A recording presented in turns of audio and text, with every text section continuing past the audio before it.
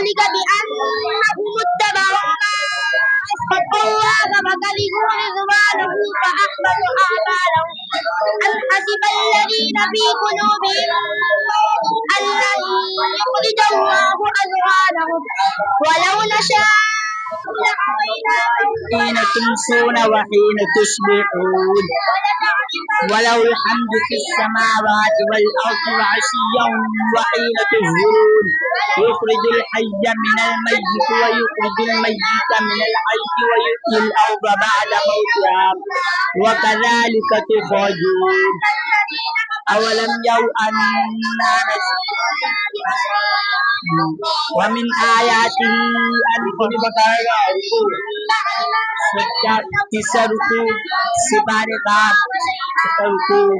ومن آياته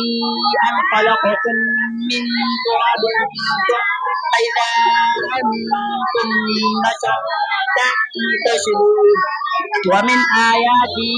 أن خلق لكم من أنفسكم أزواجا لتسكنوا إليها وجعل بينكم مودة ورحمة إن في ذلك لآيات وإذا القبور بعثرت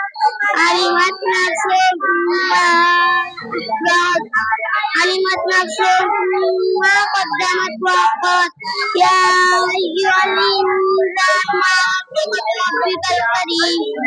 الذي خلقك فسواك فعدلك في أي صورة ما شاء ركبك كلا بل تكذبون بالدين وإن عليكم لحافظين كراما كاتبين كلا إن كتاب الأبرار لفي عليين ما أدراك ما عليون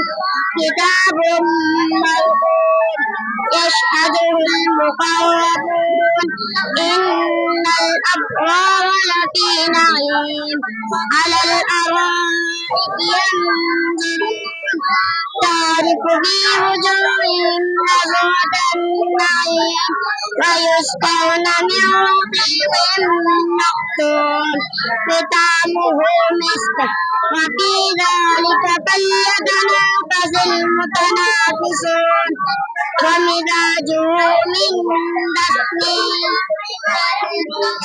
وحملت الأرض والجبال فدكتا دكة واحدة يومئذ وقعت الواقعة وانشقت السماء فهي يومئذ واهية والملك على أرجائها ويحمل عرش ربك فوقهم يومئذ ثمانية يومئذ تعرضون لا تخفى منكم خافية فأما من أوتي كتابه بيمينه فيقول هاؤم اقرءوا كتابيه إني ظننت أني ملاق حسابيه يصلح لكم أعمالكم ويغفر لكم ذنوبكم ومن يطع الله ورسوله فقد فاز فوزا عظيما إنا عرضنا الأمانة على السماوات والأرض والجبال فأبين أن يحملنها وأشفقن منها وحملها الإنسان إنه كان ظلوما جهولا ليعذب الله المنافقين والمنافقات والمشركات ويتوب الله على المؤمنين والمؤمنات وكان الله غفورا رحيما. إنا زينا السماء الدنيا بمصابيح وحفظا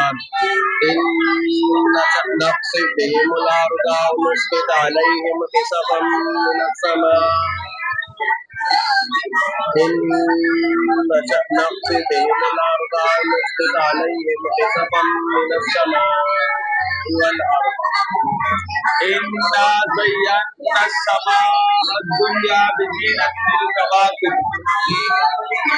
وحفظا من كل شيطان مارد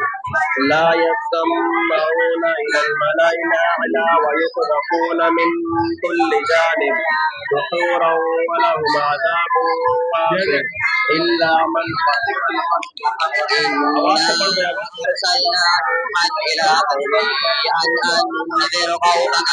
من قبل أن يأتيهم عذاب عليم قال يا قوم إني لكم منه نذير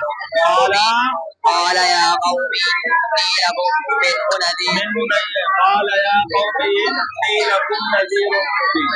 قال يا قوم إني لكم منه نذير مبين إني لكم نذير مبين إني لكم نذير مبين أن اعبدوا الله واتقوه وأطيعون يغفر لكم ذنوبكم ويؤخركم إلى أجل مسمى إن أجل الله إذا جاء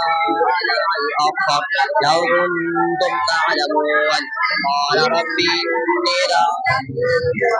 خلق الإنسان علمه البيان الشمس والقمر بحسبان والنجم والشجر يسجدان والسماء رفعها ووضع الميزان ألا تطغوا في الميزان فأقيموا الوزن بالقسط ولا تخسروا الميزان والأرض وضعها للأنام فيها فاكهة والنخل ذات الأكمام والحب ذو العصف والريحان فبأي آلاء ربكما تكذبان خلق الإنسان من صلصال كالفخار وخلق الجان من